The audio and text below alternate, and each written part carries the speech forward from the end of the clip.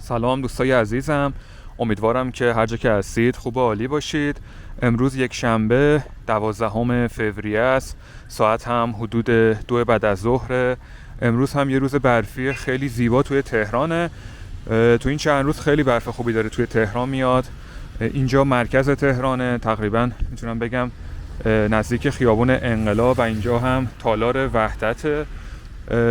خواستم که ویدیو بگیرم تا شما هم این روز زیبای برفی رو ببینید و لذت ببرید. مثل همیشه پیشنهاد میکنم که تا آخر این ویدیو همراه ما باشید. حتما اگه هنوز کانال رو سابسکرایب نکردین و این ویدیو رو دوست داشتین، حتما کانال رو سابسکرایب کنید و ویدیو رو هم لایک کنید. خیلی ازتون ممنونیم.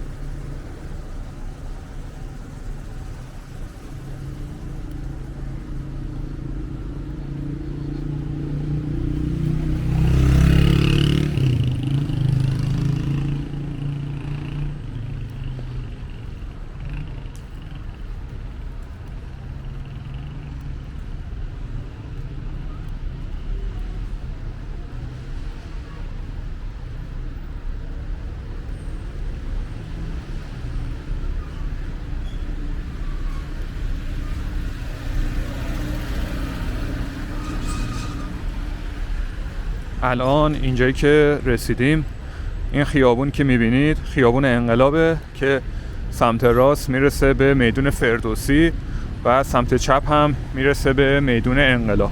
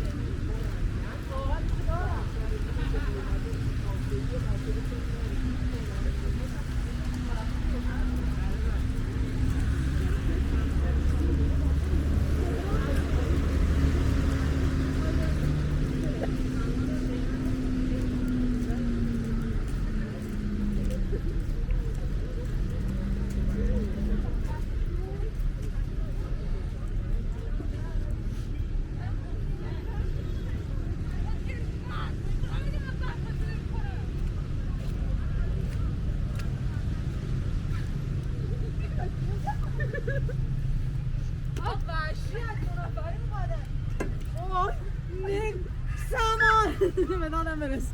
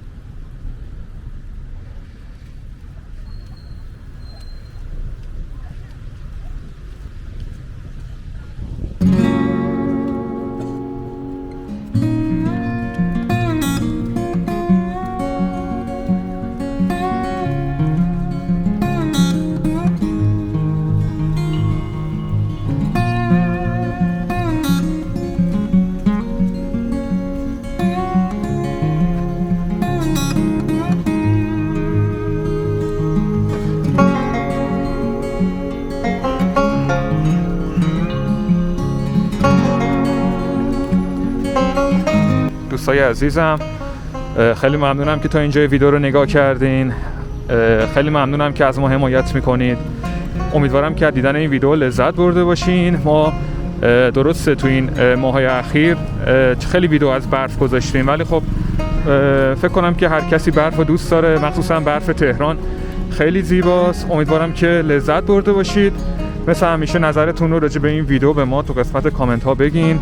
براتون مثل همیشه آرزوی شادی و موفقیت داریم. مواظب خودتون هم باشین. تا ویدیو بعدی، خداحافظ.